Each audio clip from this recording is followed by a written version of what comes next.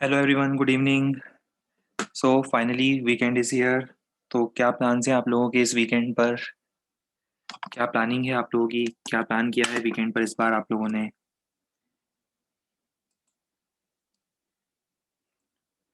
पढ़ाई और रिवीजन। बहुत बढ़िया, गुड, वेरी गुड।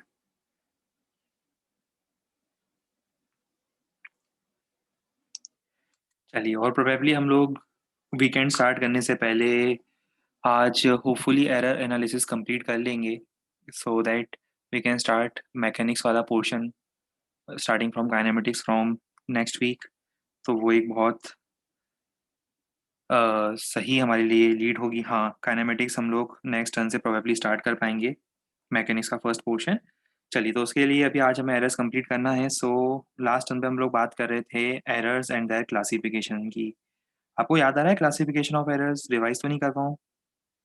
आप लोगों ने रिवाइज किया होगा क्लास नोट से।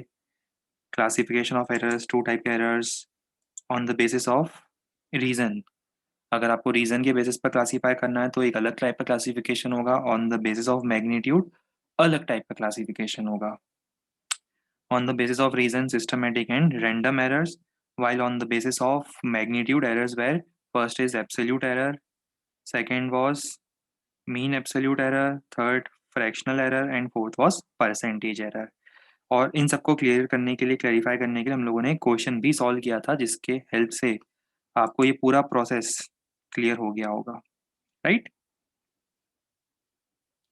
फ्रैक्शनल एरर फिर से एक्सप्लेन कर दें? अच्छा, चलो, फ्रैक्शनल एरर के बारे में हम बस एक ही लाइन में आपको क्लियर करके बता देते हैं।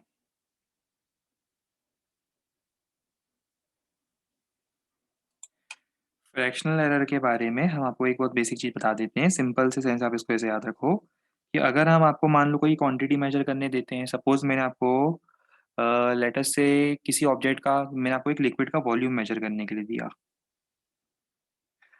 और एक्चुअल वॉल्यूम था मान लो 40। ये एक्चुअल था, है ना? ट्रू वैल्यू, ट्रू वैल्यू थी कितनी? 40। और आप मेजर कर रहे हो तो आपने कुछ एरर कर दिया। कितने का एरर करा आपने? 3 का एरर करा। कितनी वैल्यू में 3 का एरर करा? 40 मेजर करने देता हूँ तो 40 में 3 का एरर करते हो। अगर 40 में 3 का एरर करते हो तो एक में कितने का एरर करोगे? ये फ्रैक्शन का मतलब पता है ना आप लोगों को? फ्रैक्शन का मतलब होता है out of one. Out of one मतलब समझते हो? फ्रैक्शन आउट ऑफ वन निकलता है, राइट? तो ये फ्रैक्शनल एरर होगा। मतलब आपको अगर मैं एक यूनिट मेजर करने के लिए देता तो हर एक यूनिट के मेजरमेंट में आप 3/40 का एरर कर रहे हो, 0.075 का आप एरर कर रहे हो, ठीक है? चलो, और इसको 100 से मल्टीप्लाई कर देंगे तो हमें क्या मिल जाएगा? Percentage error. 100 से मल्टीप्लाई करोगे तो क्या मिलेगा हमें? Fraction, percentage. ठीक है, सब 9 10 का मैथ्स आपको याद आ रहा होगा। चलिए, नाइस, वेरी गुड। अब हम लोग प्रोसीड करते हैं। आज बहुत इंपॉर्टेंट टॉपिक हमें पढ़ना है, आज का बिल्कुल इंडिपेंडेंट इंपॉर्टेंट टॉपिक है। इस पर भी बहुत क्वेश्चंस आते हैं और वो होता है प्रोपोगेशन ऑफ एरर्स। तो आज की हमारी हेडिंग होगी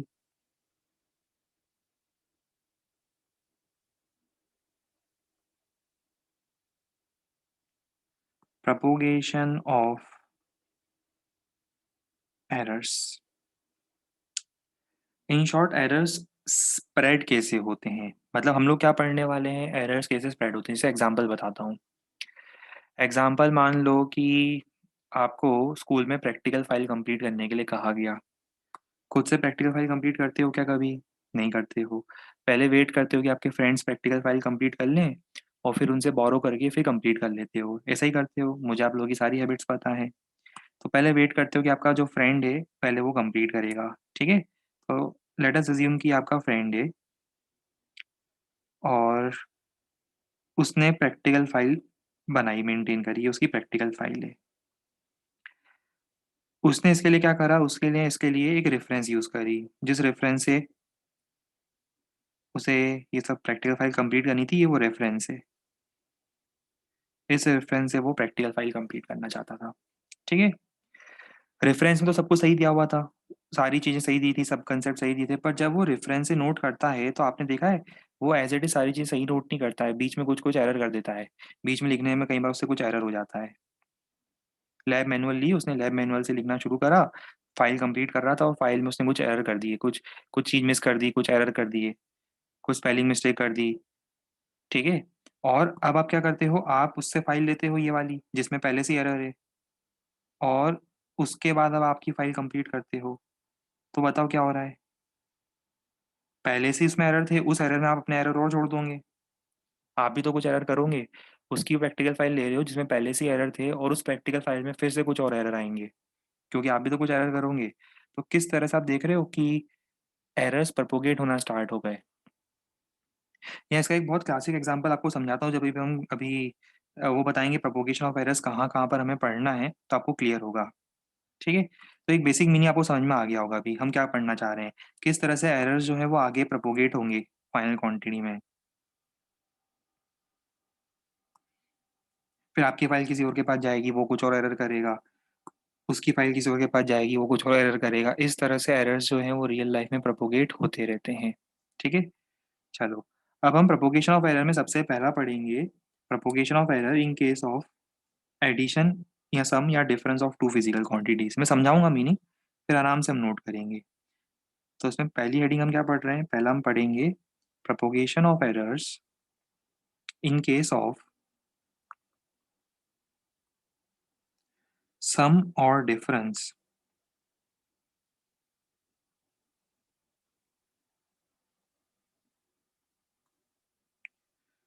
ऑफ टू फिजिकल क्वांटिटीज।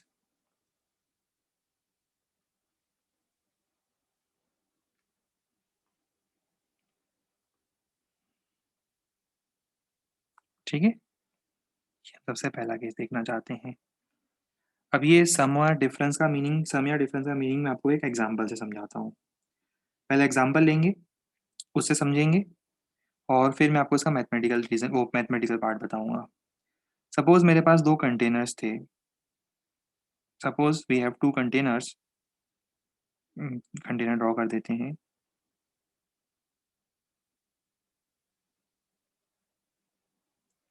ये है कंटेनर वन,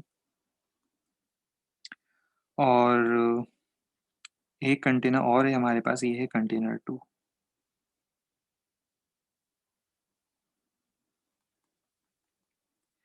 ठीक है?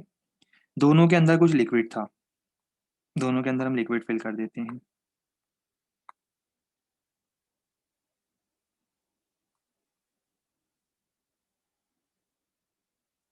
ये देखो, इसके अंदर लिक्विड फिल था,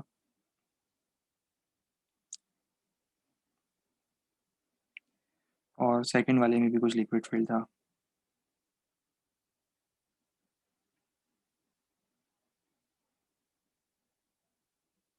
ठीक है?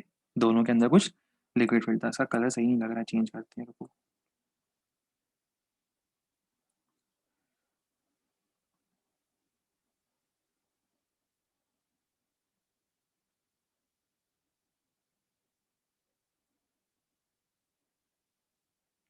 दोनों में कुछ लिक्विड फिल था।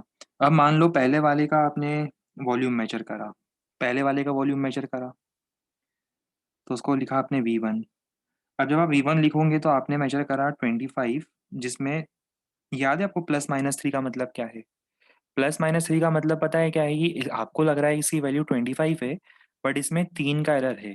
तीन का एरर, अब वो आगे भी हो सकता है पीछे भी हो सकता है, मतलब इसका जो एक्चुअल वॉल्यूम होगा वो किसके बीच में होगा? वो 22 से 28 के बीच में कहीं भी हो सकता है। जब हम ऐसा लिखते हैं 25 प्लस माइनस थ्री का मतलब क्या है?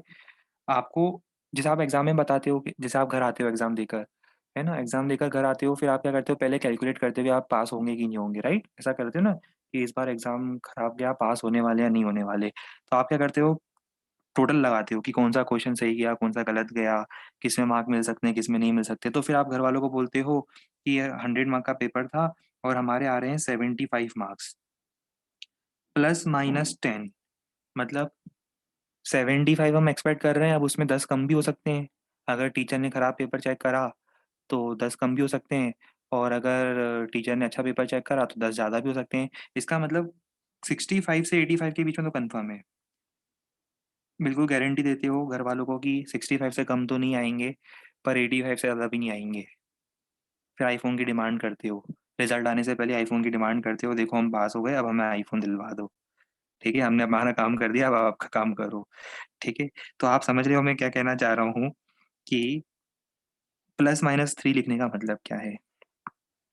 प्लस माइनस थ्री लिखने का मतलब वॉल्यूम आप बोल रहे हो 25 है, पर तीन की अनसर्टेनिटी है, तीन का एरर हो सकता है उसमें, मैक्सिमम एरर है वो, है ना। मैक्सिमम का मतलब वो वॉल्यूम जो है ना वो 22 से कम नहीं होगा, 28 से ज़्यादा नहीं होगा, 22 से 28 के बीच में वो कुछ भी हो सकता है। आप समझ रहे हो बात को। ठीक है, अब चलो दूसरा देखते हैं वॉल्यूम। दूसरे वॉल्यूम पर आते हैं। ऐसे ही एक दूसरा वॉल्यूम था, ये V2 था। मान लो V2 अपने मेजर करा, ये V1 था, इसका वॉल्यूम मान लो आपने V2 मेजर करा। कंटेनर ए था और ये कंटेनर बी था। वैसे आपने V2 मेजर करा, मान लो V2 आया 10 लीटर, मान लो ±1, मतलब 10 लीटर है। अब उसमें एक हाथ ही अनसर्टेनिटी है, एक आध लीटर कम ज़्यादा हो सकता है, पर लगभग लगभग अंदाजा 10 लीटर है। चलो, ये आपके पास दो वॉल्यूम थे, है ना, वॉल्यूम वन वॉल्यूम टू। अब पता है आपने क्या करा, अब आपने एक बड़ा कंटेनर लिया, आपने एक बड़ा कंटेनर लिया और उसमें इन दोनों लिक्विड्स को मिक्स कर दिया।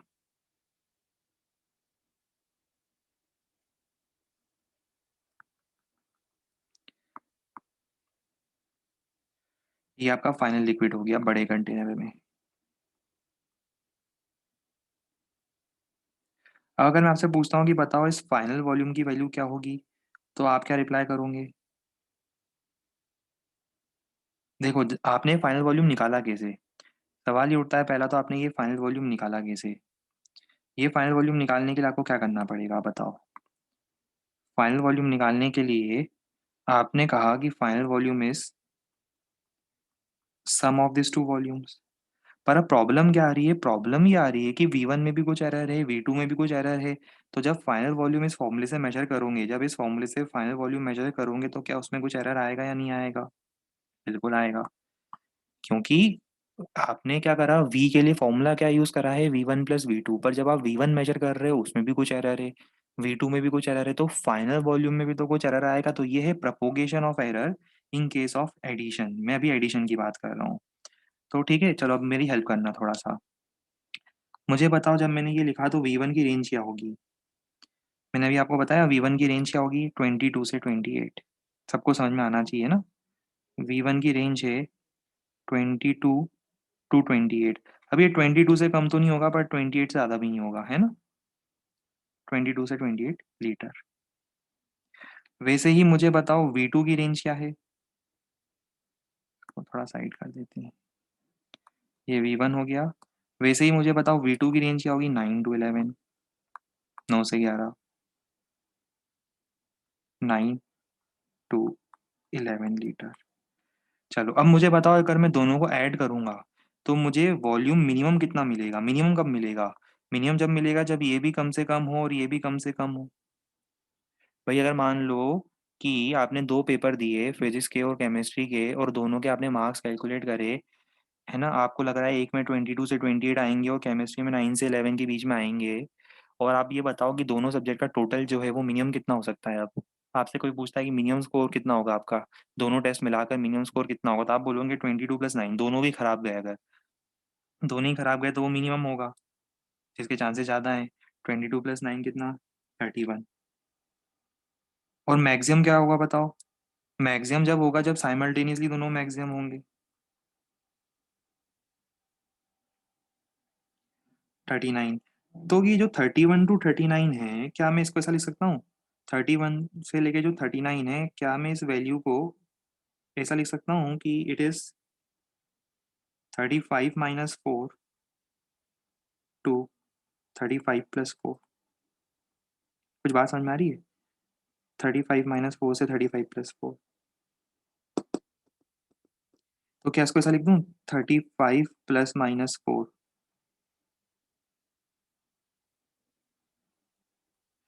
देखो परेशान मत करना मुझे, पहले ही बता रहा हूँ। हाँ बोल देना कि सब समझ में आ रहा है।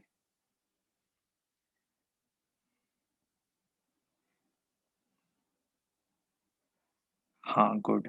तो इसका मतलब आपको समझ में आ रहा होगा कि न सिर्फ वैल्यू ऐड करोगे, देखो न सिर्फ वैल्यू ऐड करोगे, देखो 25 + 10 35 करोगे, साथ ही साथ जो एरर आ रहा है ये एब्सोल्यूट एरर है, याद है ये एब्सोल्यूट एरर है। ये आप जो एब्सोल्यूट एरर कर रहे हो, या मीन एब्सोल्यूट एरर बोल दो, एब्सोल्यूट एरर बोल दो, उसको भी आप एडअप कर रहे हो, मतलब एरर भी एडअप होंगे। तो जब एडिशन होता है तो हम एरर को एडअप करते हैं। इसका मतलब अब इसको अगर मैं फॉर्मूला वाइज लिखने की कोशिश करूँ तो फॉर्मूला वाइज में क्या लिखूंगा? If some quantity X, if some physical quantity X is sum of A and B, if X is equal to sum of A and B, सुनते रहना, अभी लिखना मत, पहले समझ लो। If some quantity X is equal to A plus B, और क्योंकि ए में भी कुछ एरर होगा, बी में भी कुछ एरर होगा, तो एक्स में कितना एरर होगा? एक्स में एरर होगा डेल्टा एक्स, एक्स में एरर होगा डेल्टा एक्स।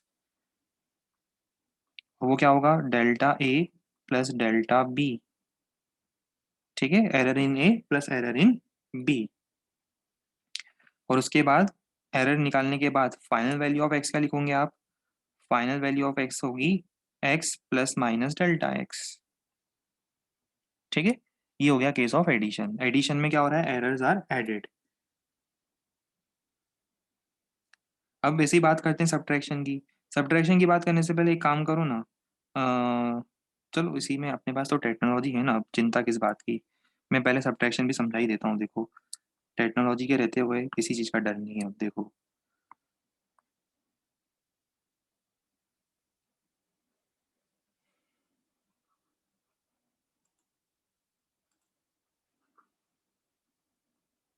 अरे हाँ, इसमें तो कॉपी नहीं कर सकते ना हम, इस वाले वाले फ्रंट में तो हम, इस वाले फॉन्ट में हम कॉपी नहीं कर सकते, राइट, भूल गए। लिख लो, पहले लिख लो जल्दी से यहाँ तक, फिर हम अभी डिफरेंस बताएंगे आपको इसमें। पहले लिखो, फिर हम डिफरेंस बताएंगे। प्रोपोगेशन ऑफ एरर हेडिंग डालो, लिखो, फिर हम डिफरेंस की बात करेंगे।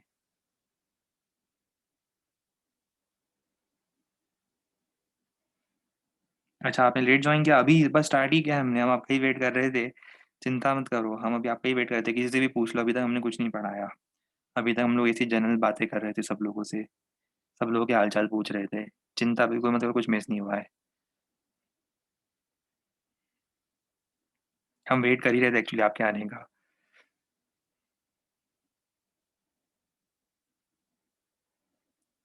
अरे इसको डायरेक्ट भी कर सकते थे, समझाने के लिए बताया है। आपको कैसे पता चलेगा कि एरर ऐड हो रहे हैं? अच्छा, सब्ट्रैक्शन में क्या करोगे फिर? यही तो दिक्कत है, आपको लॉजिकली कोई चीज़ समझाने जाता हो तो आप लोग लॉजिकली उस चीज़ को समझ ही नहीं पाते हो, अभी आप उतने डेवलप नहीं हुए हो। अच्छा चलो, अगर मैं आपसे बोलता V1 माइनस V2, तो आप क्या करते? सब्ट्रैक्ट कर देते। 3 - 1 2 कर देते। वही मैं आपको समझाऊंगा आगे कि तब भी ऐड होगा। जब अभी वही समझाऊंगा आपको कि जब सब्ट्रैक्ट करेंगे ना एरर, तो तब भी ऐड होगा, एरर सब्ट्रैक्ट नहीं होगा, इसलिए आप चिंता मत करो। डाउट मत पूछो अभी कोई, पहले पूरा पढ़ लेने दो। उसके बाद आपको सारी चीज़ें खुद ही क्लियर हो जाएगी। अभी आपका माइंड वैसा इतना ज़्यादा लॉजिकली शार्प हुआ नहीं है। आप सोचते हो कि सारी चीज़ें डायरेक्ट हो जाती है, पर ये इसके पीछे एक लॉजिक था, क्यों बताया मैंने ऐसा। अभी सब्ट्रैक्शन में क्या होगा? सब्ट्रैक्शन में भी ऐड होगा error.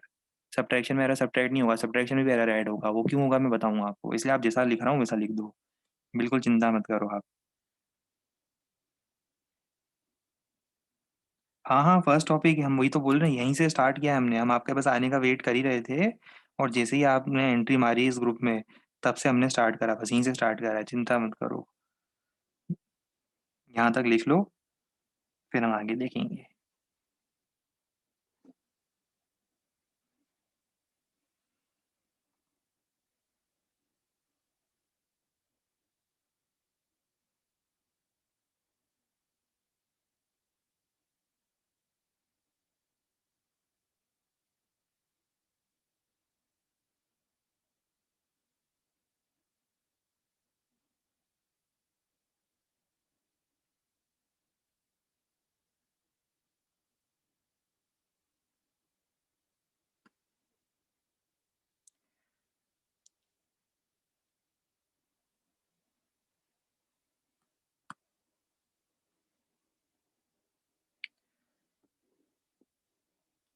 What type of question is asked in JEE? अगर पूछोगे ना आप ऐसा सवाल, तो हम कोई भी क्वेश्चन नहीं कर पाएंगे फिर आज।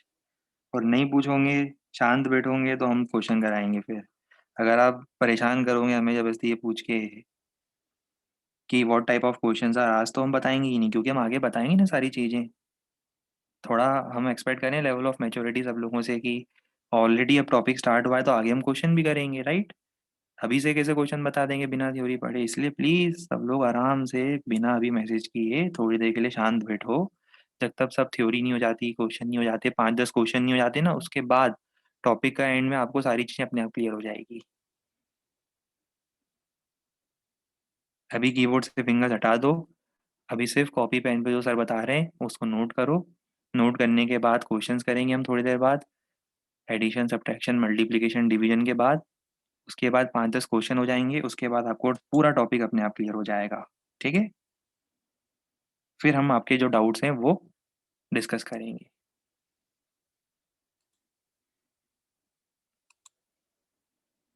अभी फॉर नेक्स्ट 45-50 मिनट्स अभी हमारे माइंड में जो भी डाउट आता है उसको हम अलग से साइड में लिख के रख देंगे कि क्लास के एंड तक अगर ये क्लियर होता है तो ठीक है, नहीं होता है तो फिर हम पूछेंगे। चलो ये नोट कर लिया। अब इंटरेस्टिंग चीज़ सुनो। अब मैं बात करता हूँ सब्ट्रैक्शन की। सब्ट्रैक्शन कैसे होगा देखो, मैं समझाता हूँ आपको। सपोज करो आपके पास दो कंटेनर थे, ए और बी। कंटेनर ए फिल्ड था, कंटेनर बी एम्प्टी था। कंटेनर ए फिल्ड था, कंटेनर बी एम्प्टी था। आपने दोनों कंटेनर का वॉल्यूम मेजर करा। कंटेनर का वॉल्यूम मेजर कर सकते हैं ना, कंटेनर के डायमेंशंस मेजर करके उसका वॉल्यूम मेजर कर सकते हैं। तो आपने कंटेनर ए का वॉल्यूम मेजर करा, और मेजर करने पर ही जो वैल्यूज लिखी वही आई, है ना, और कंटेनर बी की वैल्यू ये आई। अब आप पता है क्या करते हो, ए फिल्ड था, बी एम्प्टी था, तो आप क्या करते हो, कंटेनर बी को फिल कर देते हो ए के हेल्प से। तो बताओ रिमेनिंग वॉल्यूम कितना होगा। पहले ए फिल्ड था, बी एम्प्टी था। कई बार होता है ना कि आप ए का कुछ पोर्शन बी में ट्रांसफर करते हो, तो बताओ रिमेनिंग वॉल्यूम कितना होगा। ये मैसेज करके मुझे बताओ रिमेनिंग वॉल्यूम कितना होगा। V1 - V2 होगा, समझ रहे हो बात को। आपने एक बड़े कंटेनर में से एक छोटे कंटेनर को अंदर डाला और उतना पानी निकाल दिया, तो रिमेनिंग वॉल्यूम कितना होगा, V1 - V2 होगा। इस बार क्या हो रहा है, सी का वॉल्यूम कितना है, V1 - V2, मतलब V किस पे डिपेंड कर रहा है, V1 और V2 के सब्ट्रैक्शन पर डिपेंड कर रहा है। अब आप बताओ, आपने V1 में कुछ एरर करा है, V2 में भी कुछ एरर है मेजरमेंट में, तो फाइनल V के मेजरमेंट में भी कुछ एरर आएगा। मुझे यही तो फाइंड करना है कि फाइनल वॉल्यूम के मेजरमेंट में कितना एरर आने वाला है। So I have to find the value of error in measurement of final volume. अब मैं ये कैसे फाइंड करूंगा, देखो। V1 की रेंज आपको याद है, V1 की रेंज मैंने आपको बताई थी कि V1 इस रेंज में होगा, ऑब्वियसली याद है। क्या आपको V2 की रेंज याद है, बिल्कुल याद है। V2 की भी आपको रेंज याद है कि हाँ वो 9 से 11 के बीच में था। अब मुझे बताओ कि इनका जो डिफरेंस होगा उसकी रेंज क्या होगी। अच्छा मुझे बताओ, ये जो डिफरेंस है ये वॉल्यूम मिनिमम कब होगा, ये जो डिफरेंस आ रहा है ये मिनिमम कब होगा। V विल बी मिनिमम कब होगा, V will be minimum when V1 is minimum and V2 is maximum possible. समझ रहे हो, A माइनस बी कर रहे हो, A माइनस बी में वैल्यू मिनिमम कब होगी, जब A मिनिमम हो और B मैक्सिमम हो। कुछ बात समझ में आ रही है। मतलब मान लो गलती से आपने इसका वॉल्यूम मेजर किया होता 22 और इसका वॉल्यूम मेजर किया होता 11, इसमें नेगेटिव एरर आया होता, इसमें पॉजिटिव एरर आया होता, तो अब ये क्या होता बताओ, वी मिनिमम होता। इसका मतलब वी की मिनिमम वैल्यू क्या होगी, वी की मिनिमम वैल्यू होगी 22 - 11। समझदार लोग समझ जाएंगे जल्दी से, 11 लीटर। मतलब जब ए का वॉल्यूम आपने कम से कम मेजर किया हो, गलती से आपने उसमें नेगेटिव एरर करा हो और बी में पॉजिटिव एरर करा हो, तो उस केस में आपको ए माइनस बी की वैल्यू सबसे कम मिलेगी। इससे कम तो वैल्यू नहीं हो सकती, राइट। देखो आपको पता है ना, V1 22 से 28 के बीच में कहीं भी हो सकता है। V1 22 से 28 के बीच में कहीं भी हो सकता है, और V2 9 से 11 के बीच में कहीं भी हो सकता है। कोई भी रैंडम वैल्यू हो सकती है। अब मिनिमम वैल्यू कब होगी V की, जब V1 मिनिमम हो और उसी टाइम पर V2 गलती से मैक्सिमम हो जाए। जब V1 मिनिमम हो और V2 उसी टाइम पर गलती से मैक्सिमम हो जाए, आपको वॉल्यूम मिनिमम मिलेगा। वैसे ही मुझे बताओ वॉल्यूम मैक्सिमम कब मिलेगा, जब V1 मैक्सिमम हो और उसी टाइम गलती से V2 मिनिमम हो जाए। 28 - 9, 19 लीटर। क्या मैं ऐसा बोल दूं, इसका मतलब क्या मैं ऐसा बोल दूं कि जो आपका फाइनल आंसर आ रहा है, फाइनल वॉल्यूम जो आ रहा है आपका, डिफरेंस का जो आंसर आ रहा है, वो डिफरेंस का आंसर, वो जो फाइनल आपका डिफरेंस का आंसर आ रहा है, वो डिफरेंस का आंसर 11 से तो कम नहीं होगा, 19 से ज़्यादा भी नहीं होगा। 11 से कम नहीं होगा, 19 से ज़्यादा नहीं होगा। इसका मतलब it lies between, final volume lies between 11 to 19 litre. अब 11 to 19 लीटर का मतलब पता है क्या होता है? 11 to 19 लीटर का मतलब होता है, मैं इसको उधर लिख रहा हूँ, 11 से 19 लीटर का मतलब होता है 15 प्लस माइनस 4, लिख सकता हूँ ऐसा? 15 + 4 19, 15 - 4 11। तो इसका मतलब आपका फाइनल वॉल्यूम देखो कितना है, 15 + -4। यहाँ से आपने क्या सीखा कि डिफरेंस लेता हूँ जब डिफरेंस लेता हूँ तो एक्चुअल नंबर का तो डिफरेंस लेना है, क्योंकि आपने V1 - V2 करा ना, तो 25 - 10 कितना होता है? 15। 25 - 10 15 होता है, तो क्वांटिटी तो सब्ट्रैक्ट होगी। ऑब्वियसली क्वांटिटी सब्ट्रैक्ट कर रहे हो, पर एरर सब्ट्रैक्ट नहीं होते। आप ये मत एक्सपेक्ट करना कि एरर सब्ट्रैक्ट होंगे। आपने सोचा कि इसमें 3 का एरर है, इसमें 1 का एरर है, माइनस कर रहे हैं तो 2 का एरर हो, नहीं, एरर तो ऐड अप ही होंगे। एरर तो एरर आ चुका है वो। सब्ट्रैक्शन में भी एरर ही ऐड होगा। एरर जो है वो कम नहीं होगा, एरर ऐड होगा, मैक्सिमम एरर। अभी मैंने आपको टेक्निकली, लॉजिकली समझाया कि मैक्सिमम एरर ऐड क्यों हो रहा है सब्ट्रैक्शन में। समझ में आया? इसलिए मैं डिस्कस कर रहा था कि डायरेक्टली ऐसा मत सोचो कि एडिशन में एडिशन, सब्ट्रैक्शन में सब्ट्रैक्शन। इसीलिए मैं सारी चीज़ें आपको समझाना चाह रहा था लॉजिकली, स्टेप बाय स्टेप, ठीक है? कि क्यों एडिशन और सब्ट्रैक्शन दोनों में एरर्स को सब्ट्रैक्ट नहीं करना है, डायरेक्टली ऐड नहीं करना है। लॉजिकली आपको समझाया है कि एडिशन हो चाहे सब्ट्रैक्शन हो, क्वांटिटीज़ ऐड या सब्ट्रैक्ट होगी, पर एरर्स जो हैं दे आर ऑलवेज़ एडेड। तो यहाँ पर दूसरा केस क्या होगा बताओ? दूसरा केस मैं साइड में लिखूँगा इसके, ये एडिशन का केस था। दूसरा केस होगा सब्ट्रैक्शन का। दूसरा केस सब्ट्रैक्शन का क्या होगा बताओ?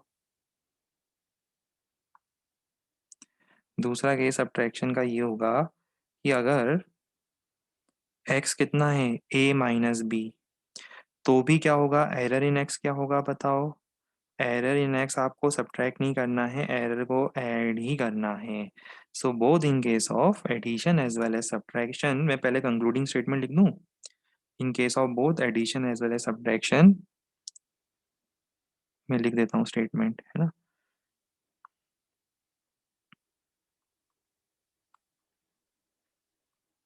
इन case of both addition and as well as subtraction, हम क्या करेंगे? क्वांटिटीज को भले ही ऐड या सब्ट्रैक्ट करेंगे, पर ये जो मीन एब्सोल्यूट एरर होता है, ये पढ़ा था कल हमने, डेल्टा ए डेल्टा बी, इनको हम बोलते थे मीन एब्सोल्यूट एरर, जो साइड में लिखते थे 25 + -3। मीन एब्सोल्यूट एरर्स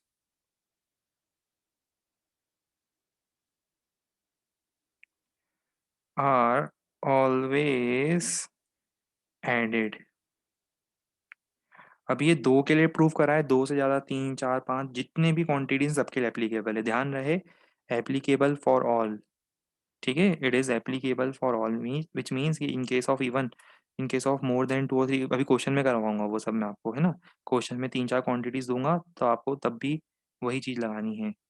इसको हाईलाइट भी कर देता हूँ। ये हमारा आज का सबसे इम्पोर्टेंट एक्सप्रेशन है एडिशन सब्ट्रैक्शन में।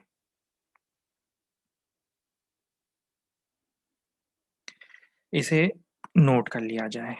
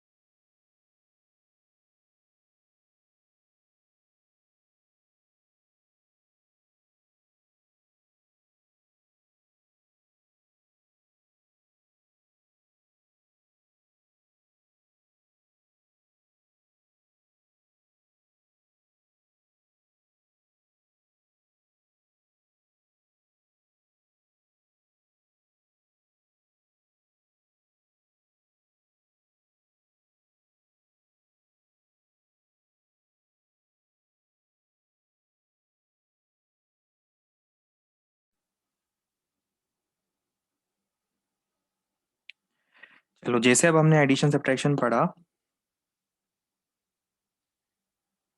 जैसे ही हमने अभी एडिशन सब्ट्रैक्शन पढ़ा वैसे ही अब हम प्रोपोगेशन ऑफ एरर्स पढ़ेंगे, दो और केसेस में, multiplication and division. Addition subtraction एक जैसे दिखते हैं आपको, और मल्टीप्लिकेशन और डिवीजन का केस अब हम अलग डिस्कस करेंगे। सब हमारी नेक्स्ट हेडिंग क्या होगी? Next heading will be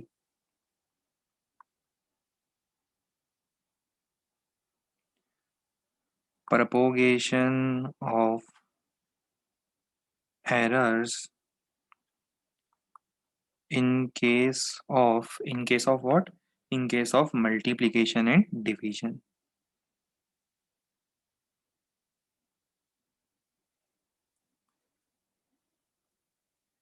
Multiplication and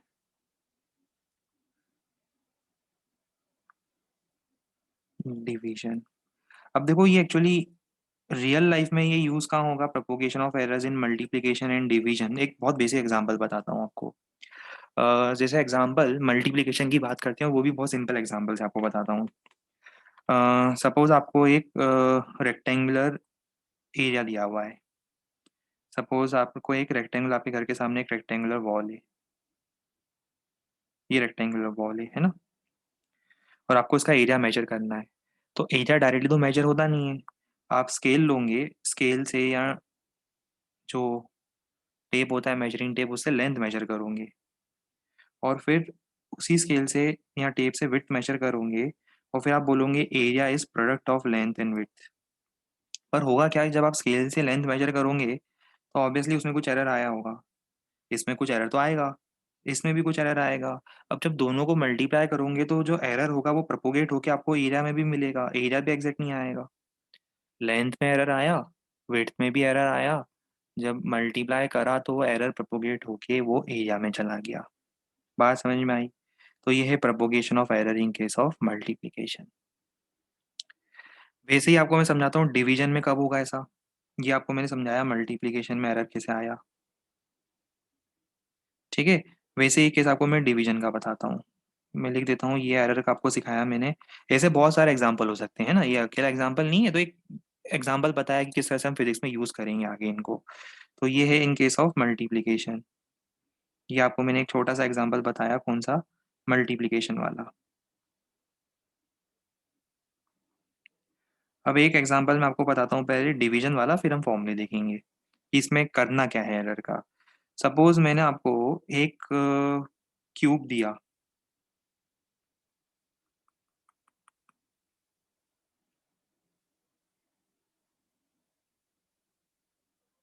या एक ब्लॉक दे दिया, वैसे समझ लो एक ब्लॉक दे दिया बस, और इस ब्लॉक का मैंने आपसे डेंसिटी पूछ ली।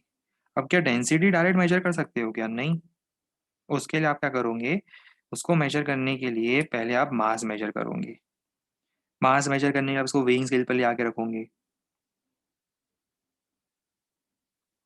फिर आप क्या करोगे? वॉल्यूम मेजर करोगे। वॉल्यूम कैसे मेजर करोगे? वॉल्यूम मेजर करने के लिए आप इसके डायमेंशन दे सकते हो, या फिर आप इसको क्या करोगे, एक फिल्ड वाटर वाले बीकर में डिप करोगे और देखोगे कि कितना पानी का ये वॉल्यूम डिस्प्लेस करता है। एक पूरी तरह से फिल्ड बीकर लोगे, उसमें इसको डिप करोगे तो पानी बाहर आ जाएगा उसमें से। कितना पानी बाहर आएगा? जितना इसका वॉल्यूम था उतना पानी बाहर आएगा। तो जो ओवरफ्लो हुआ है वाटर, उसको कलेक्ट करोगे और उस वाटर का वॉल्यूम मेजर करोगे, उससे इसका आपको वॉल्यूम मिल जाएगा। तो मास और वॉल्यूम मिल गया। अब आप डेंसिटी कैसे फाइंड करोगे बताओ? पर ये बताओ कि आपने क्या मास सही मेजर करा होगा? क्या आपने मास सही मेजर करा होगा? नहीं। क्या वॉल्यूम सही मेजर करा होगा? नहीं। कुछ एरर तो आया होगा। तो जब दोनों में एरर है और आप ये फॉर्मूला यूज करोगे, तो क्या ऐसा नहीं लग रहा है कि डेंसिटी में भी कुछ एरर आएगा? तो ये है propagation of errors in case of division. यहाँ तक किसी को कुछ डाउट तो नहीं है? अभी मैं इसका फॉर्मूला डिराइव करने वाला हूँ, पर उससे पहले हमारे बैच में अगर किसी आर्यभट्ट या रामानुजन को डाउट तो पूछ लो।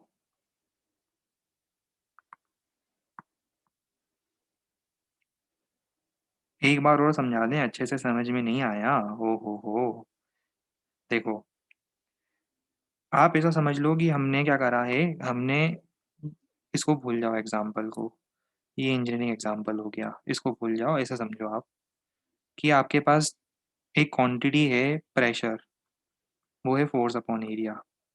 फोर्स में कुछ एरर है, एरिया में कुछ एरर है, और दोनों को डिवाइड कर रहे हो तो प्रेशर के मेजरमेंट में भी कुछ एरर आएगा। बस हम वही पढ़ना चाह रहे हैं, शॉर्ट में ये पढ़ना चाह रहे हैं कि अगर प्रेशर है फोर्स अपॉन एरिया, होता है ना प्रेशर का फॉर्मूला फोर्स अपॉन एरिया, तो अगर फोर्स में कुछ एरर है, एरिया में कुछ एरर है, तो प्रेशर में कितना एरर होगा, हम ऐसा पढ़ना चाह रहे हैं, ऐसा समझ लो आप। ठीक है, चलो गुड, वेरी गुड। ठीक है, अब हम बात करते हैं। मैं एक एक डिराइव करूंगा, एक आपको डिराइव करना है खुद से। मैं दोनों डिराइव नहीं करूंगा, एक डिराइव करूंगा मैं, एक डिराइव करना है बाद में आपको। मैं बात करता हूँ मल्टीप्लीकेशन की। सपोज एक्स है ए इंटू बी, कोई क्वांटिटी है एक्स, वो दो क्वांटिटीज ए और बी का प्रोडक्ट है, x is a and b. पर होगा क्या, ए में कुछ एरर है ना, बी में भी तो कुछ एरर है, तो एक्स में भी तो कुछ एरर होगा जब ए और बी में। ये तो फॉर्मूला है ऊपर, ये फॉर्मूला है, पर रियल लाइफ में क्या होता है, ए और बी में एरर है, तो ए में एरर इतना है, बी में एरर इतना है, तो एक्स में एरर इतना आएगा। एक्चुअल वैल्यूज तो कुछ भी नहीं आएगी, एरर तो आएगा। चलो अब मुझे बताओ इसको क्या करूं मैं। ए और बी कॉमन निकाल सकता हूँ मैं? थोड़ा आप लोग एफर्ट लगाना, आपको बहुत जल्दी क्लियर हो जाएगा मैंने ए और बी कॉमन कैसे निकाला।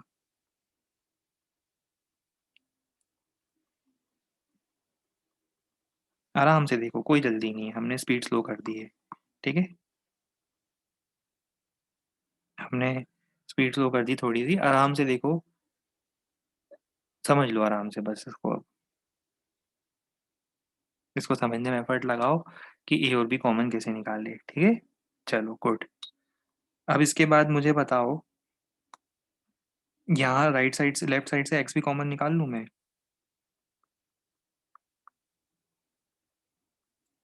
गुड, ये आ गया कॉमन। अच्छा, अब इसके आगे की स्टोरी ये है कि ओरिजिनली ये और ये तो सेम थे, कैंसिल हो जाएंगे, x equal to A into b तो था, एक्स की ओरिजिनल वैल्यू और ए और बी की जो ओरिजिनल वैल्यूज थी वो तो ऑब्वियसली सेम होनी चाहिए थी, तो X is equal to A into B formula ही था, वो कैंसिल हो गया। क्या बचेगा नीचे? नीचे अब बहुत सारे टर्म्स बच रहे हैं। One plus minus delta x by x बच रहा है इधर। राइट हैंड साइड में आपको ब्रैकेट ओपन करना आता है? राइट हैंड साइड में मैं ये ब्रैकेट ओपन कर रहा हूँ। ब्रैकेट कैसे ओपन करेंगे, देखो, पहले वन को मल्टीप्लाई करूंगा दोनों से, फिर इसको मल्टीप्लाई करूंगा दोनों से। थोड़ा ट्राई करना, आपको क्लियर होगा। ठीक है, तो इसको मैं ओपन कर देता हूँ, तो one plus minus delta B by B plus minus delta A by A plus minus delta A by A into delta B by B. अब आपके माइंड में यहाँ एक डाउट आ रहा होगा, सर यहाँ पे भी नेगेटिव है, यहाँ पे भी नेगेटिव है, तो नेगेटिव नेगेटिव मल्टीप्लाई करके पॉजिटिव हो जाएंगे क्या? नहीं। क्यों नहीं होंगे? क्योंकि हमें ये नहीं पता कि जब आपने ए में पॉजिटिव एरर करा है तब हमें ये नहीं पता कि बी में पॉजिटिव एरर या नेगेटिव एरर में से कौन सा किया होगा। ऐसा जरूरी नहीं है कि जब आपने ए में पॉजिटिव एरर करा हो तब बी में भी पॉजिटिव एरर आए। हो सकता है ए में पॉजिटिव एरर हो और उसी टाइम पर बी में नेगेटिव एरर हो। ये भी हो सकता है दोनों में पॉजिटिव हो, ये भी हो सकता है दोनों में नेगेटिव हो। सारी पॉसिबिलिटीज बनती है।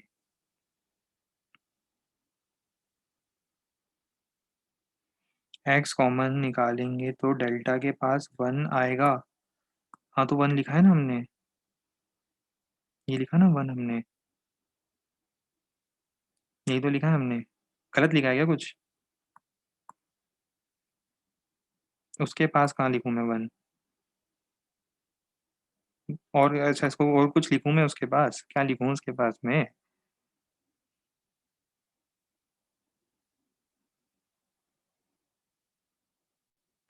नहीं नहीं, वो तो मुझे पता है, कोई करेक्शन नहीं है, वो तो मैं उसको समझा रहा हूँ, वो उसको कंफ्यूजन हो रहा है कुछ। डेल्टा एक्स लिखा है ना, बिल्कुल लिखा है हमने डेल्टा एक्स, ये डेल्टा एक्स लिखा है ना। मैं समझा नहीं उसके आगे करना क्या है मुझे। सर तो एक्स कॉमन है ना, एक्स कॉमन लिया ना मैंने, ये एक्स कॉमन लिया ना मैंने, ये ऊपर से एक्स कॉमन लिया ना। ओए भगवान, ओ माय गॉड, मैं तो ऐसा सपने में भी नहीं सोच सकता था। जैसा आपने सोचा है मैं समझ गया कि x कॉमन निकालो, 1 प्लस डेल्टा लिख दो। ये फोटो ले रहा हूँ इसका मैं अभी। बाकी जब सेशन ओपन होगा मैं बाकी टीचरों को भी दिखाऊंगा। इसका मैं फोटो लूंगा और जब सेशन ओपन होगा मैं बाकी टीचरों को भी दिखाऊंगा। एक और नया मेरेकल।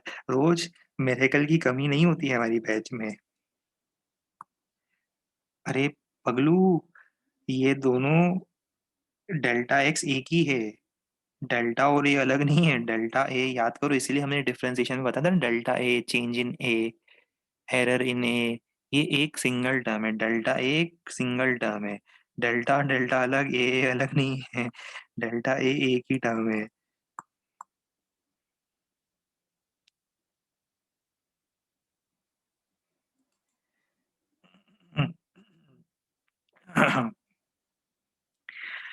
बहुत ही जल्द हमारे पास एक फॉर्मूला आने वाला है।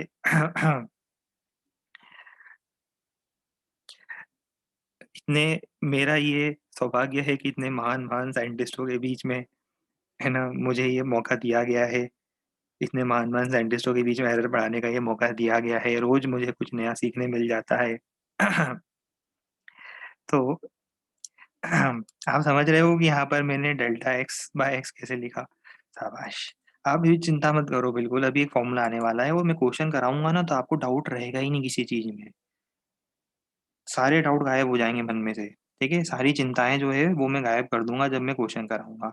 अभी पहले मुझे फ्लो फ्लो में जाने दो आगे अब। ये कैंसल, ये कैंसल, सोचो कैसे कैंसल। ठीक है, 1 से 1 कैंसिल कर सकता हूँ, वेरी गुड। अच्छा, अब मैं कैसा बोल दूं कि ये जीरो हो जाएगा। ये जो कंप्लीट टर्म है ना, ये टेंडिंग टू जीरो होगा, जीरो नहीं होगा, टेंडिंग टू जीरो होगा। अब आपके माइंड में आ रहा होगा सर ऐसा क्यों। वैसे तो आपको लॉजिकली सब चीजें खुद ही सोचना चाहिए थी, बट मैं बता देता हूँ। ठीक है, ये टेंडिंग टू जीरो हो जाएगा, क्यों होगा देखो। आप सोचो कि डेल्टा ए मतलब एरर है, डिवाइडेड बाय ए मतलब ओरिजिनल वैल्यू है, तो ये तो फ्रैक्शन है। फ्रैक्शन तो बहुत कम होगा ना। आप ज्यादा एरर तो करोगे नहीं फ्रैक्शन वाइज। 0.02 0.03 का एरर करोगे। जैसे मान लो आपने लिखा लेंथ मेजर करी, मान लो आपने लेंथ मेजर करी, याद है वो एरिया वाला एग्जांपल। मान लो आपने ए इंटू बी लिख देता हूँ। आपने लेंथ मेजर करी ए, 100 सेंटीमीटर प्लस माइनस 2। आपने विड्थ मेजर करी 30 प्लस माइनस 1। तो बताओ डेल्टा ए बाय ए कितना है। या इसको एक काम करते हैं, 200 प्लस माइनस 1 लिखते हैं। बताओ डेल्टा ए बाय कितना होगा, 0.02। डेल्टा बी बाय बी कितना होगा, 1/200। कितना हो जाएगा ये बताओ। चेक कर लेना कैलकुलेशन। ठीक है, हो सकता है गलत कर दूं, देख लेना। अब ये देखो, ये कम है ना दोनों बहुत। ये दोनों तो बहुत कम है और इनका प्रोडक्ट निकालो। दो छोटी क्वांटिटीज का प्रोडक्ट क्या होता है बताओ। दो छोटी क्वांटिटीज का प्रोडक्ट।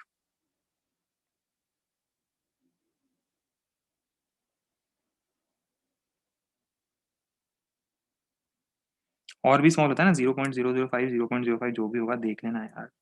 वो कोई इतना मैटर नहीं करता है, अब समझो इस बात को। ठीक है, और छोटा होने लग जाएगा, दो छोटी क्वांटिटी का प्रोडक्ट लेना और छोटा हो जाएगा। मतलब वो इन दोनों के कंपैरिजन में और छोटा हो गया, उसको हटा दूं, निगलेक्ट कर दूं। बहुत बढ़िया, सोचो मैथमेटिकली इसको मैं निगलेक्ट कर सकता हूँ। तो उसको टेंडिंग टू जीरो कर दिया। अब अगर उसको मैंने टेंडिंग टू जीरो कर दिया तो क्या बचेगा बताओ। तो ये बचेगा plus minus delta x by x is equal to plus minus delta A by A plus minus delta B by b. अच्छा, उसमें मुझे ये बताओ कि delta x by x maximum कब होगा। मैक्सिमम पॉसिबल कितना होगा। वो जब होगा जब ये दोनों एक साथ पॉजिटिव होंगे। जब दोनों में ही आप एक साथ पॉजिटिव एरर कर दो,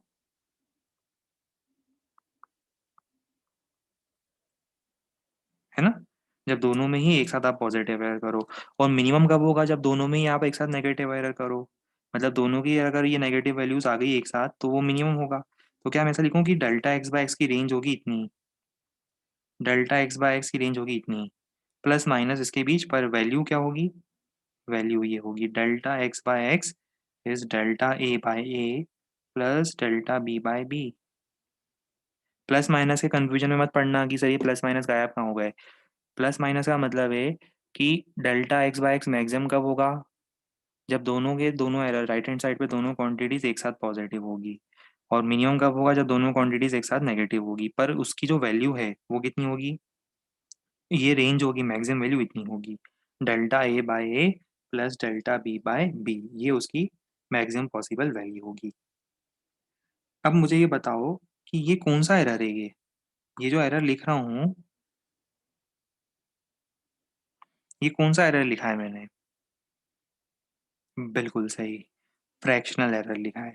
तो क्या मैं ऐसा बोलूँ, in case of multiplication fractional error is added, पर अगर मैं इसको 100 से मल्टीप्लाई कर दूं तो क्या होगा बताओ? अगर मैं इसको 100 से मल्टीप्लाई कर दूं तो क्या होगा? राइट हैंड साइड को भी 100 से मल्टीप्लाई करना पड़ेगा, तो वो किस में कन्वर्ट हो जाएंगे?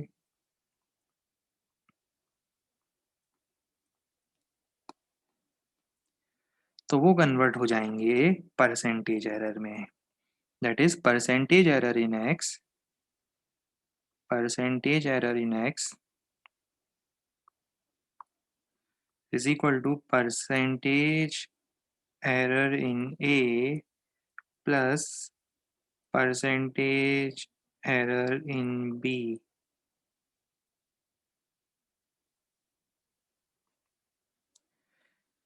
अच्छा, ये मैंने आपको मल्टीप्लिकेशन के लिए प्रूव करा। अब आपका आज का होमवर्क होगा, क्योंकि अभी हम क्वेश्चन स्टार्ट करने वाले हैं, आपका आज का होमवर्क होगा कि सेम चीज़ आपको थोड़ा ट्राई करना डिवीजन के लिए प्रूव करने के लिए, और आप देखना कि रिजल्ट सेम आएगा। तो इसीलिए मैं फाइनल रिजल्ट लिख रहा हूँ। फाइनल रिजल्ट ये है, इन केस ऑफ बोथ, इसमें से एक चीज आपको होमवर्क दिया ना डिवीजन के लिए, जैसे मैंने प्रूव करा ना मल्टीप्लिकेशन, आपको ट्राई करना है डिवीजन, तो आपकी मैथमेटिकल बाउंड्रीज एक्सटेंड होगी। सो इन केस ऑफ बोथ, और रिजल्ट सेम आएगा, रिजल्ट बता दूं सेम आएगा result. So in case of both multiplication and division, बताओ क्या होगा? फ्रैक्शनल एरर, और अगर फ्रैक्शनल ऐड होगा तो परसेंटेज भी ऐड होगा, फ्रैक्शनल एरर और इवन परसेंटेज एरर, दोनों एरर चल जाएंगे, इज ऑलवेज एडेड। पर ध्यान रखना एब्सोल्यूट एरर ऐड मत कर देना, एब्सोल्यूट एरर ऐड नहीं होगा, अभी हम क्वेश्चन कराएंगे ना आपको क्लियर होगा, एब्सोल्यूट एरर ऐड नहीं होगा, परसेंटेज या फ्रैक्शनल एरर ऐड होगा। एडिशन सब्ट्रैक्शन में क्या हो रहा था बताओ? एडिशन सब्ट्रैक्शन में ऐसा लिखा था मैंने, delta x equal to delta a plus delta b, पर यहाँ पर मैंने ये ऐसा नहीं लिखा, यहाँ पर मैंने फ्रैक्शंस को ऐड करा है, यहाँ पर मैंने एब्सोल्यूट वैल्यू, समझ में आता है? मीन एब्सोल्यूट वैल्यू को ऐड करना और फ्रैक्शंस को ऐड करना दोनों अलग होता है।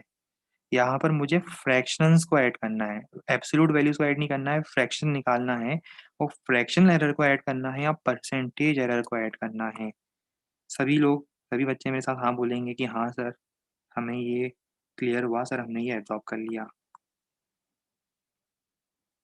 इसी तरह से दो से ज़्यादा तीन चार पाँच भी हो गए तो भी हमें यही करना है, परसेंटेज एरर एडअप होगा। सिमिलरली मैं लिख देता हूँ, सिमिलरली दो से ज़्यादा तीन चार पाँच हो तो भी चिंता मत करना। सिमिलरली अगर कोई क्वांटिटी ए बी सी तीन क्वांटिटीज के प्रोडक्ट पर डिपेंड करे तो क्या होगा? तो आपको चिंता नहीं करनी है, तो भी आपको यही फॉर्मूला लगाना है, एक्सटेंड करते जाना है।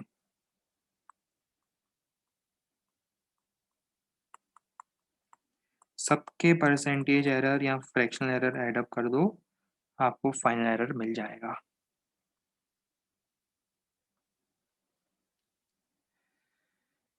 ठीक है, पहले इतना नोट करेंगे, फिर एक केस और बताना है मुझे, पावर वाला केस होगा, एडिशन सब्ट्रैक्शन मल्टीप्लिकेशन डिवीजन का पावर होगा, और पावर के बाद हम क्वेश्चन स्टार्ट कर देंगे। आओ अच्छे बच्चों की तरह नोट करना शुरू करो।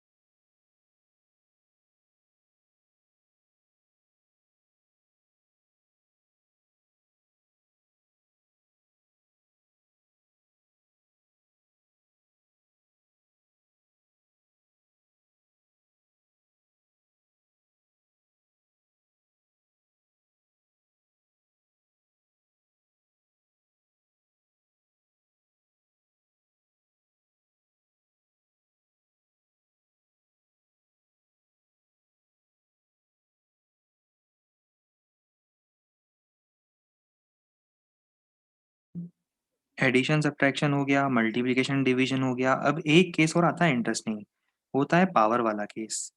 तो लास्ट केस होगा प्रोपोगेशन ऑफ एरर। मैं हेडिंग लिख देता हूँ पहले।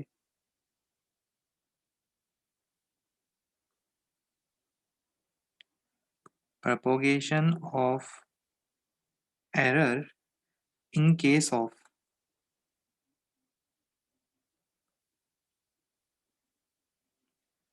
physical quantity raised to some power।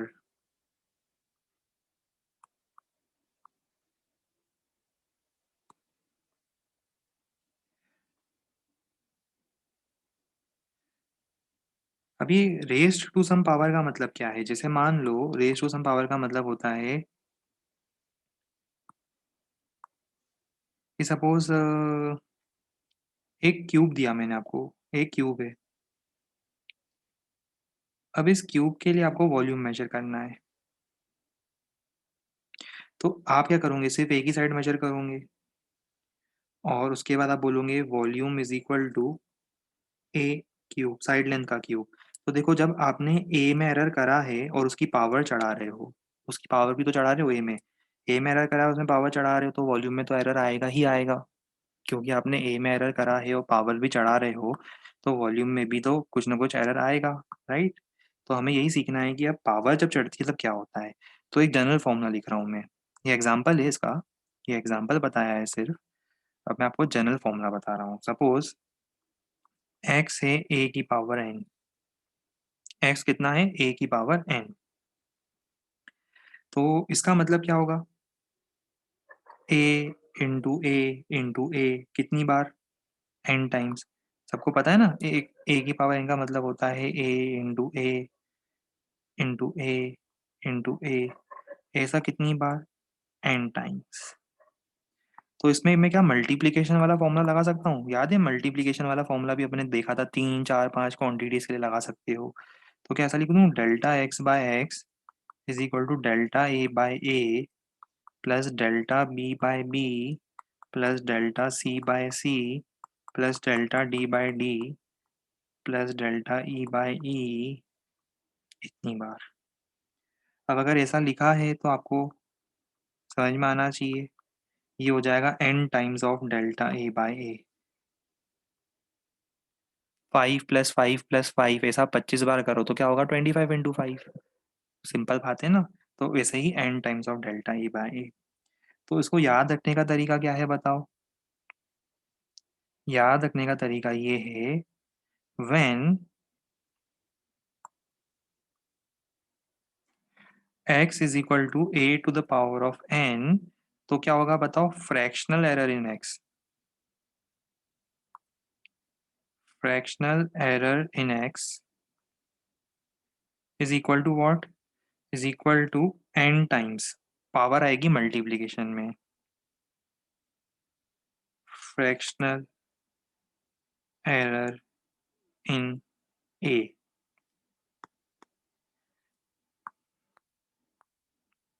ये जो n है वो यहाँ लाना, और बाकी क्या होगा? x में जो फ्रैक्शनल एरर होगा वो यहाँ आएगा। Fractional error in x is कितने times? n times of what? Fractional error in A. Fractional error की बात चल रही है, और जो चीज़ फ्रैक्शनल एरर में वैलिड है वही चीज़ इसमें वैलिड होती है। बताओ, अगर मैं फ्रैक्शन के लिए फॉर्मूला लिखा है तो यही फॉर्मूला किसके लिए हो सकता है? परसेंटेज के लिए भी हो सकता है। जो फ्रैक्शन के लिए लिखा गया फॉर्मूला है वो परसेंटेज में भी वैलिड होगा। ठीक है, इसे नोट करो, फिर हम बहुत सारे अच्छे अच्छे क्वेश्चंस करेंगे, तब आपको क्लियर होगा कि कहाँ लगाने हैं सब फॉर्मूले। अच्छे बच्चों की तरह नोट करना शुरू करो।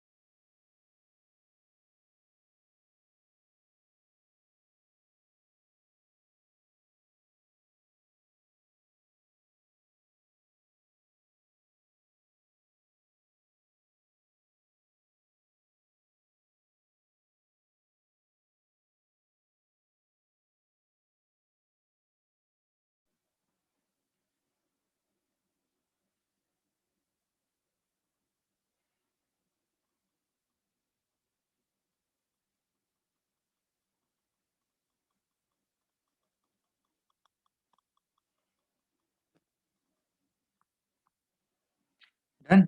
चलो अब हम इस पे कुछ क्वेश्चंस ट्राई करेंगे जिससे आपको क्लियर होगा कि मेथड क्या यूज करना है।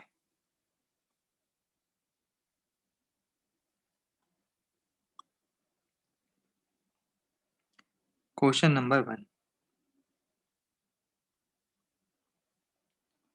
if percentage error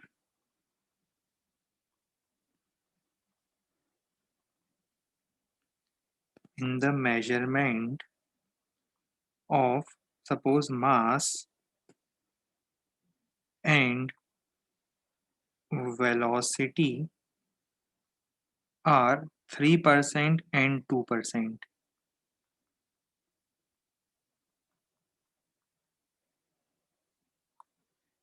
तो आपको फाइंड करना है percentage error in the measurement of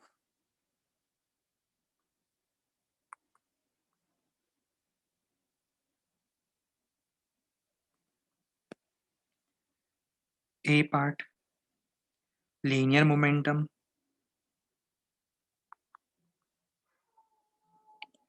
और B part kinetic energy. B part है काइनेटिक एनर्जी। एग्जैक्टली 120 सेकेंड दे रहा हूँ नोट करने के लिए, सॉल्व करने के लिए।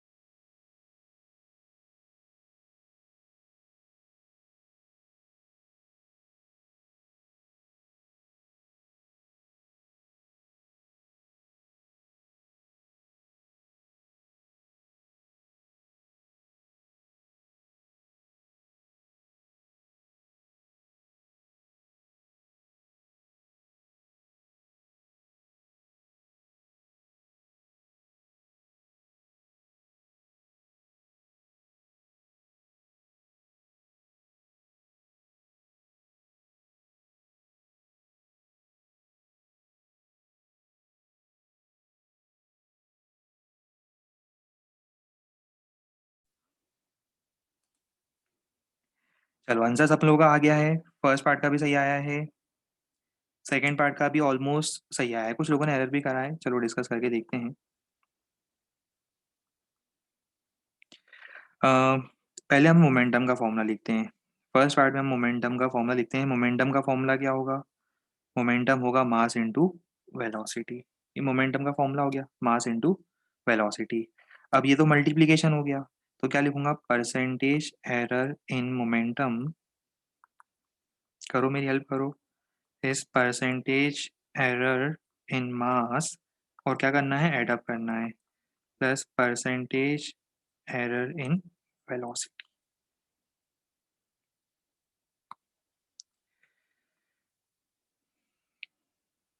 अब बताओ परसेंटेज एरर इन मास कितना है? 3%, और वेलोसिटी में कितना है? 2%।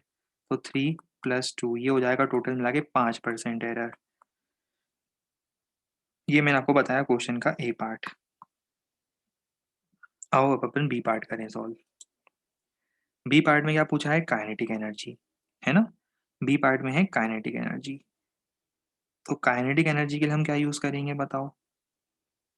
फॉर्मूला क्या होता है काइनेटिक एनर्जी का? Half m v square. तो अब यहाँ पर देखो percentage error in kinetic energy को मैं क्या लिखूंगा, ध्यान से देखना, परसेंटेज एरर इन मास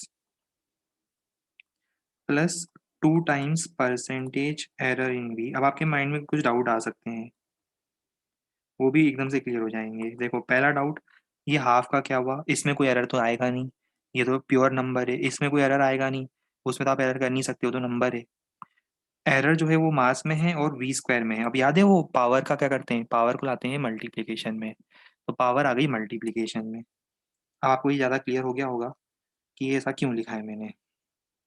तो परसेंटेज एरर इन मास कितना है 3, 2 times percentage error in velocity 2, 3 और 4, 4 और 3 7%। सही करा है मैंने कैलकुलेशन? गुड।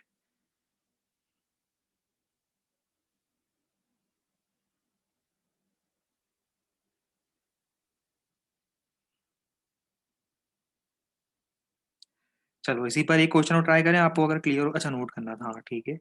इसके बाद हम इस पर एक क्वेश्चन और ट्राई करें। आपको मेरे अभी है ना एडिशन सब्ट्रैक्शन के क्वेश्चन दिए नहीं है, मैं बाद में दूंगा, पहले मल्टीप्लिकेशन के क्वेश्चन दे दिए मैंने, है ना। पहले अभी आपको मैंने मल्टीप्लिकेशन के क्वेश्चन करवा रहा हूँ, फिर मैं आपको बाद में एडिशन सब्ट्रैक्शन भी करवा दूंगा। मैं चाहता हूँ कि आज एटलीस्ट आप ये एरर वाला बिगनर बॉक्स ट्राई करने जितने वो बन जाओ, ताकि आपको वीकेंड पे कुछ काम मिल जाए, नहीं तो फ्री रहोगे घर वालों को परेशान करते हो फिर।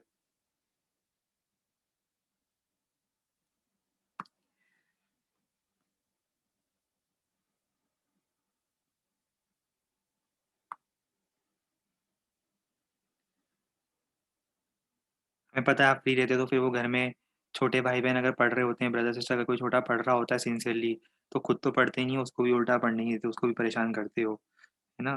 तो इसीलिए हम चाह रहे हैं कि आज ये पूरा दे दें आपको कंप्लीट करके, ताकि आपका होमवर्क वाला जो पार्ट है वो फ्लो उतारे आपको।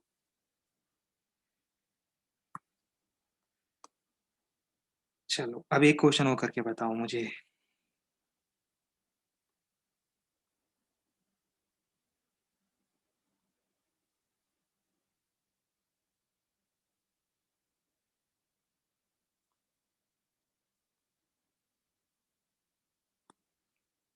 सपोज आपने रेडियस मेजर करा और उसमें परसेंटेज एरर आया 1.5%।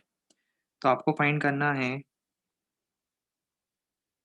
Percentage error in measurement of A part surface area and B part volume. Sphere की बात चल रही है ना। Surface area and volume of sphere में आपको परसेंटेज एरर फाइंड करना है। ये करके बताओ मुझे जल्दी से सॉल्व।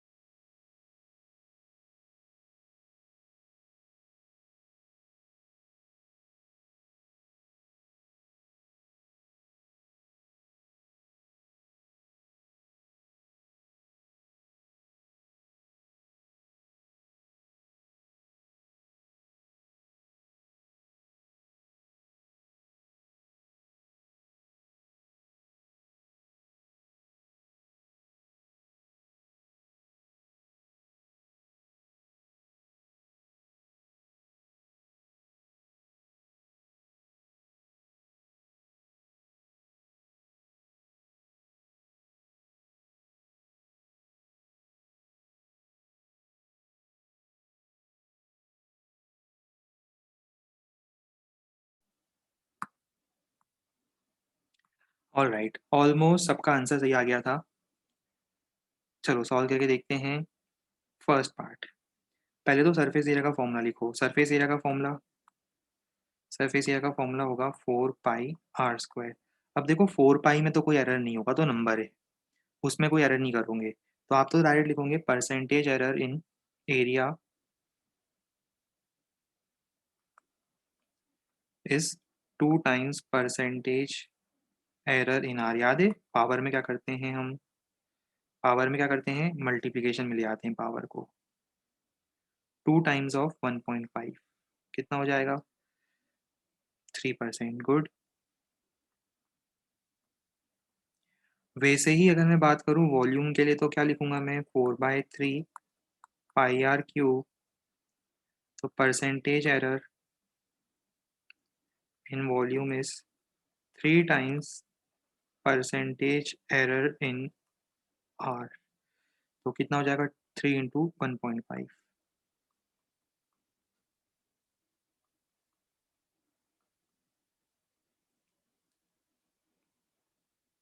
4.5%।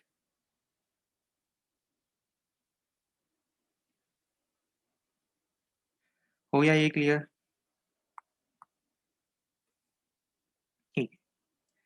अच्छा, अब इन जनरल अब ये बताओ, आज अपन ने 5 चीज़ें पढ़ी, एडिशन, सब्ट्रैक्शन, मल्टीप्लिकेशन, डिवीजन और फ्रैक्शन। ये सिग्निफिकेंस क्लियर हो रहा है कि आज हमने क्या पढ़ा? Propagation of error. इन पाँचों चीज़ों में हमने प्रोपोगेशन ऑफ एरर पढ़ा है, ठीक है? और अभी इसके और बहुत सारे क्वेश्चंस हमें बताने हैं। अभी नेक्स्ट टर्न पर ये पढ़ेंगे और सिग्निफिकेंट फिगर्स पढ़ेंगे, राउंडिंग ऑफ पढ़ेंगे, 3 चीज़ें पढ़ेंगे क्योंकि सिग्निफिकेंट फिगर्स, राउंडिंग ऑफ भी अपने को पढ़ना है। तो ये plus significant figures plus rounding off, ये 3 चीज़ें अपन पढ़ेंगे मंडे के दिन। मंडे अपना ये कंप्लीट हो जाएगा और उसके बाद हम लोग काइनेमेटिक्स वाला पोर्शन स्टार्ट कर देंगे, ठीक है? चलिए, अब आप क्या कर सकते हो, अपनी तरफ से एक बार चाहो तो एरर वाला जो बिगिनर बॉक्स है वो ट्राई कर सकते हो। कुछ क्वेश्चन जो बनेंगे वो टिक करते रहना, और कुछ क्वेश्चन जो नहीं बने, अगर बाय चांस, चिंता मत करना, उनको ट्राई कर लेना। नहीं बनेंगे तो हम कुछ और चीज़ें पढ़ेंगे, हो सकता है वो पढ़ने के बाद बन जाए आपसे।